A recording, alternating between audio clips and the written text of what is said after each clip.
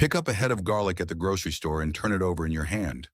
Look closely at the bottom, at that flat, dry circle where all the cloves meet at the base.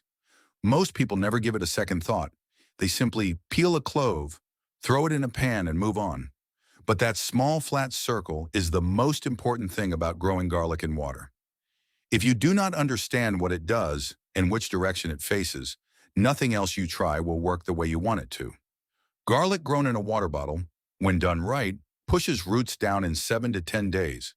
The shoots go green and tall, allowing you to harvest fresh garlic greens for months from something that cost you almost nothing.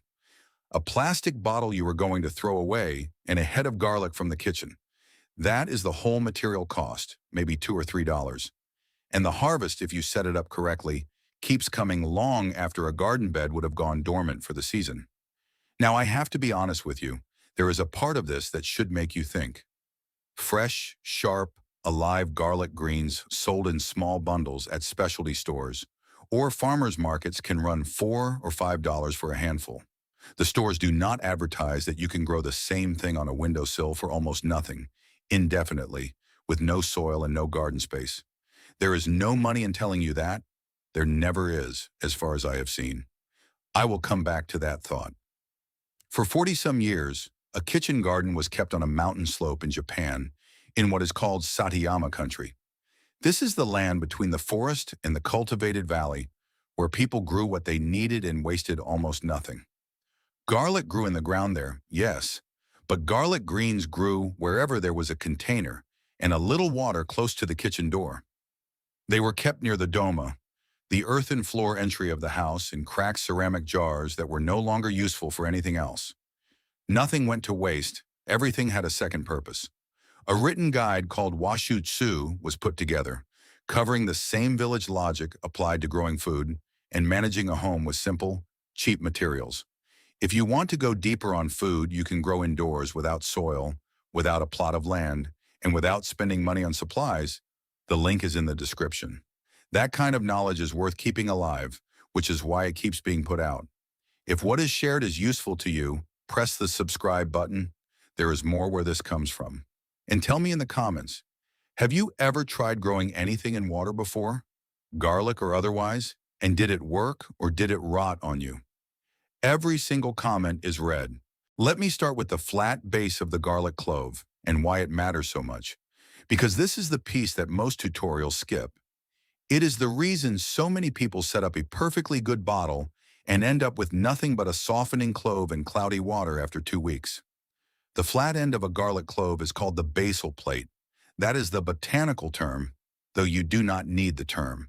What you need to understand is this. The basal plate is where the roots come from.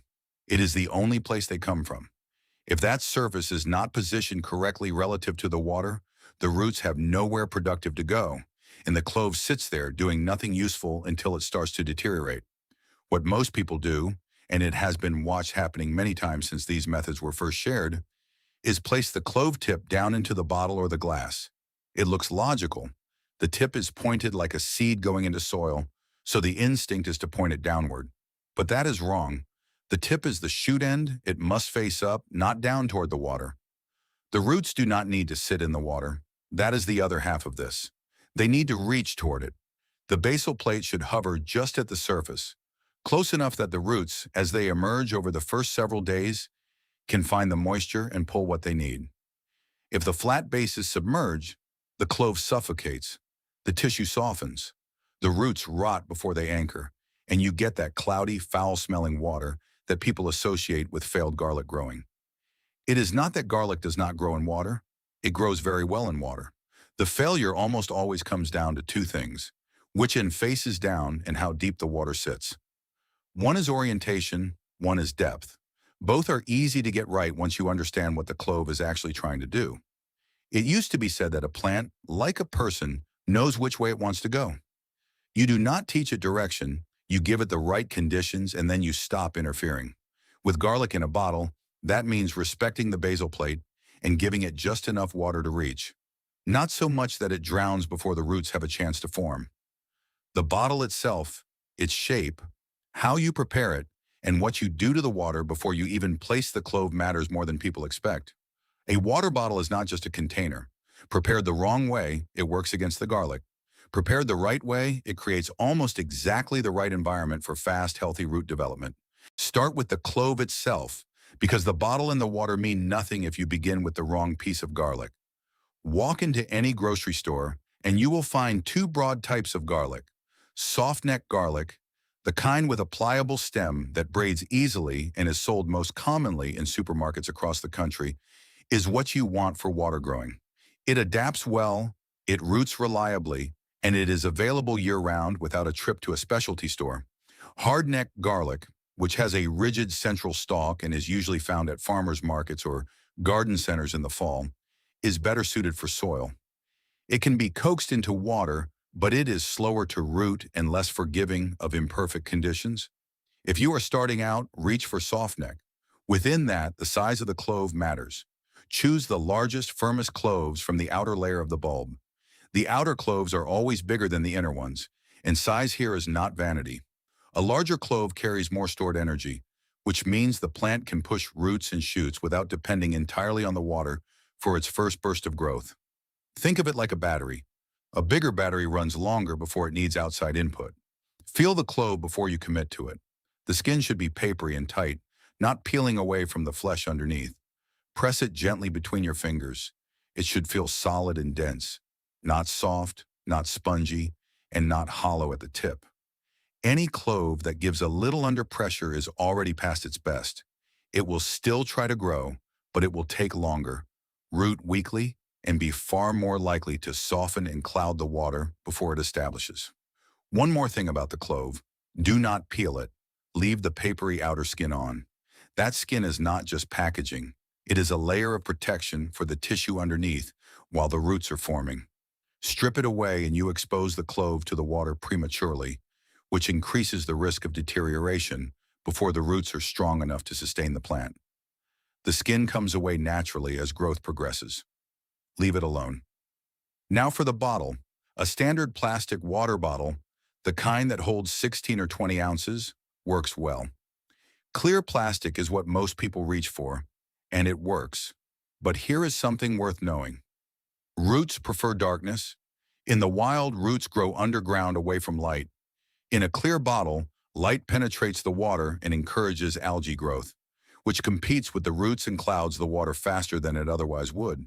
A dark bottle, brown or green, or one you wrap with a strip of paper or cloth around the lower half, slows that algae growth considerably and keeps the root environment cleaner for longer. If you only have clear bottles, do not stop there. Take a strip of newspaper, a piece of brown paper bag, or a strip of cloth and wrap it around the bottom 2/3 of the bottle. Tape or tie it in place. The top stays open, the clove sits above the wrap, and the roots grow down into darkness. That single change makes a visible difference in how fast and how cleanly the roots develop. The cut matters too, and it is very important for the setup. You are not using the whole bottle upright with the cap on, which is a common mistake. Cut the bottle roughly in half so that the top half, inverted, sits inside the bottom half like a funnel. The clove rests in the bottle's neck, which holds it at just the right height above the water collected in the bottom. The neck is narrow enough to cradle most garlic cloves without letting them fall through, and it naturally keeps the basal plate close to the water surface without submerging it. Some cloves are small enough to slip through the neck. If that happens, do not wedge a toothpick through the clove. That breaks the tissue and opens the flesh to contamination. Instead, cut a small cross in a piece of cardboard, slide the clove through the center so the base points down, and lay the cardboard across the rim of the bottom half of the bottle. It sounds improvised because it is. That is the point of this simple setup. Water level is where a great many people lose the plot. After getting the setup right, the water should sit no higher than about 1/4 of an inch below the basal plate when you first place the clove. Close, but not touching. As the roots emerge over the following days, and they will if the clove is good and the orientation is correct, they will reach down into the water on their own. You do not need to raise the water to meet them. Let the roots find it. That reaching is part of what makes them grow fast and strong. A root that has to work a little develops better than one that is handed everything from the start. Refresh the water every 2 to 3 days. Do not wait for it to cloud. Do not wait for a smell. Fresh water every 2 to 3 days. Pour it out and replace it completely. The garlic takes up water and releases small amounts of organic material as the roots grow, and that material accumulates. Stale water grows bacteria which can harm the plant. Bacteria soften roots and slow down growth significantly. Soft roots mean slow growth and eventually a failed clove. 2 to 3 days is the right interval for water changes. That is the discipline you need to maintain for success. The temperature of the replacement water matters more than people expect. Cold water straight from the tap shocks the root system, especially in the early days when the roots are just establishing. Let the water sit in a glass or jar on the counter for an hour before you pour it in, or use water that has been sitting at room temperature. Keep the water at room temperature, not warm, not cold, but just right for the roots. The roots respond to consistency. Light is the last condition to get right, and the timing of it is something almost nobody mentions. For the first 10 to 14 days while the roots are developing, the clove wants indirect light, not darkness, not full sun, but indirect. A spot away from a south-facing window or on a counter a few feet back from the light source is ideal. Direct sun during root development drives the shoot upward too fast. You get a tall, pale, weak shoot that collapses before it produces much worth harvesting. After the roots are established, and you will see them clearly through the bottom of the bottle, reaching down 2 or 3 inches into the water, move the bottle into brighter light. A south or east-facing windowsill, a spot that gets 4 to 6 hours of direct or strong indirect sun, is perfect. The established root system can now support vigorous shoot growth, and the light drives that growth the right way. Dense, green, and flavorful. Doing it the other way around, full sun from the start then pulling back, does not produce the same result. The sequence matters for a healthy garlic plant and a better harvest. Roots first in calm, indirect light, shoots after in stronger light. There is something added to the water that has never been seen mentioned in any modern guide on growing garlic indoors. It costs almost nothing for such a big result in the end. It takes 3 seconds to do, and it is the reason the water stays clean and clear for the full 2 to 3 days between changes, rather than turning murky after the first day. A small pinch of activated charcoal in the water, not charcoal from a barbecue grill, as that is treated with chemicals and has no place near food. Activated charcoal, sold in small bags at aquarium supply stores or health food stores for around $3 or $4 a bag, will last you many months of garlic growing. In Japan, binchotan was used, a dense white charcoal made from oak, prized for centuries for purifying water and absorbing odors. The principle is the same. Charcoal is porous at a microscopic level, full of tiny channels that trap organic particles, bacteria, and the compounds that cause water to cloud and smell. Drop 3 or 4 small pieces into the bottom of the bottle before you add your water.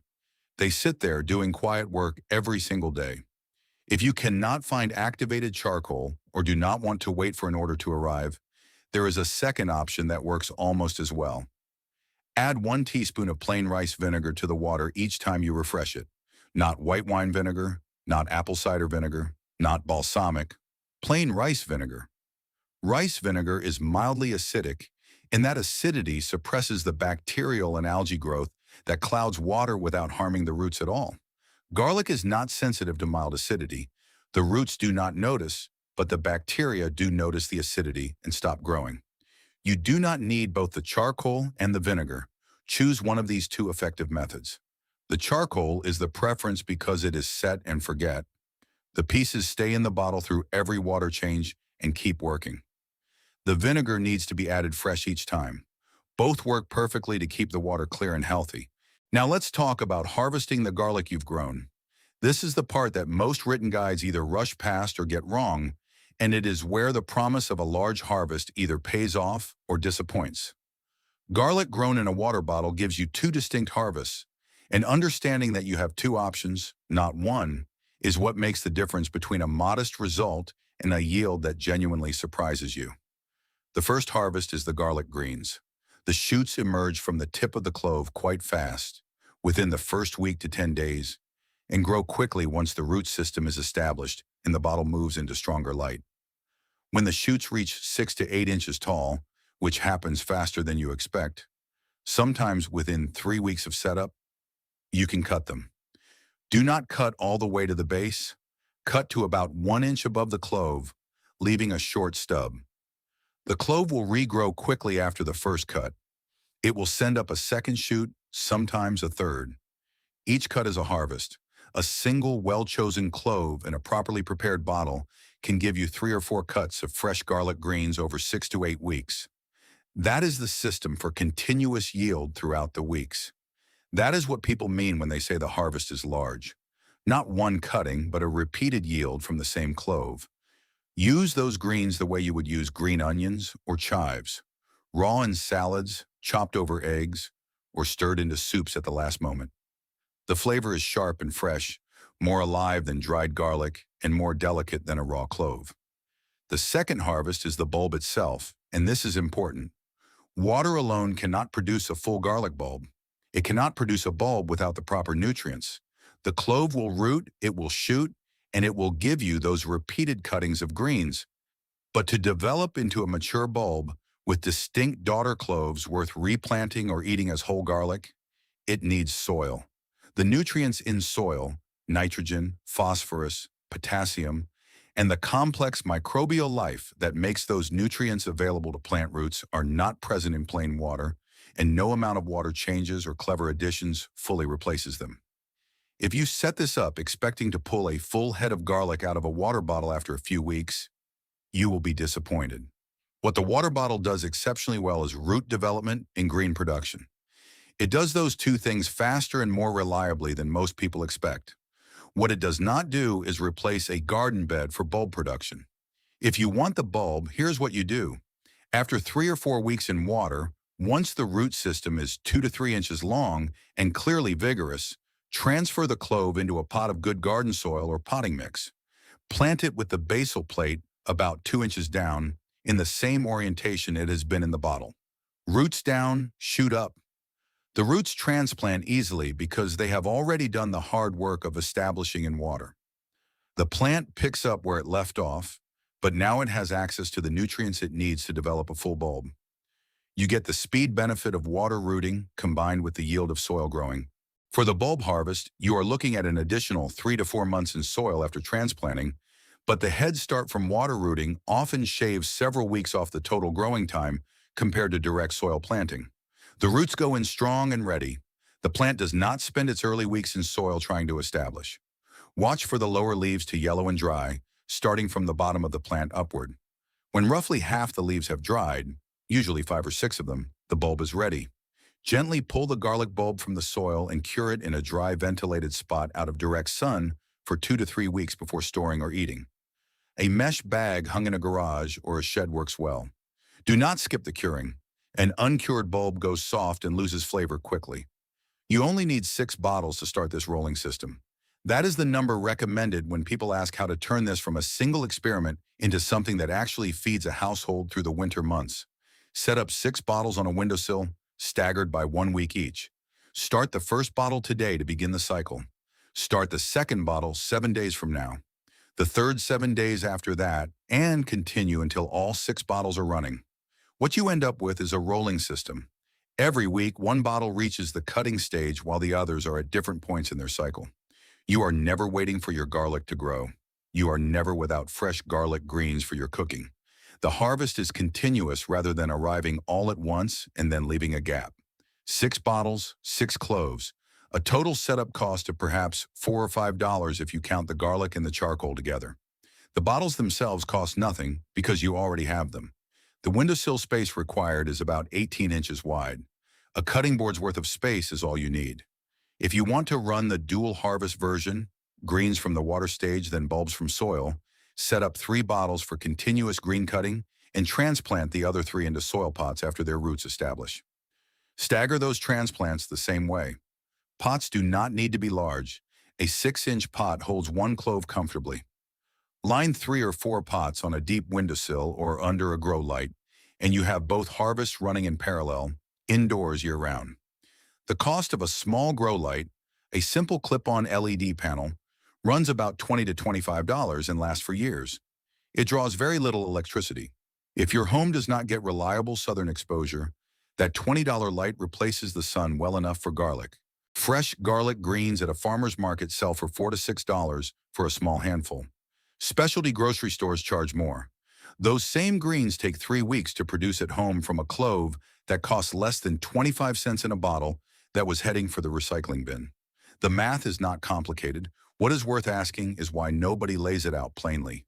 The answer is the same answer that applies to most things sold at a premium in small quantities. There is no money in telling you that a windowsill and $2 of garlic replaces a weekly purchase indefinitely. The store needs you to keep buying. The magazine needs a product to recommend. The gardening supply company needs you to believe that growing food requires a kit, a bag of specialized medium, and a set of nutrients in plastic bottles with labels full of words designed to sound essential. None of it is necessary for garlic. In the village, the knowledge of what you could grow without buying anything from anyone was simply part of being a competent adult. That knowledge belongs to you, not to a store, not to a subscription box, and not to an algorithm that sells you seeds in a branded packet for $8 when the same variety sits in a bin at the grocery store for $2. You already have everything you need right at home. So here is what I want you to do this week. Go to the grocery store and pick up 1 head of soft-neck garlic. Separate the largest outer cloves. Find a plastic bottle, cut it in half, and wrap the lower half to block the light. Fill the bottom with room temperature water to just under 1/4 of an inch below where the basal plate will sit. Drop in your charcoal or have your rice vinegar ready. Place the clove basal plate down in the neck of the inverted top half. Set it in indirect light and leave it alone for 10 to 14 days while the roots establish, refreshing the water every 2 to 3 days. Then move it into a bright window and watch as the first green sprout emerges.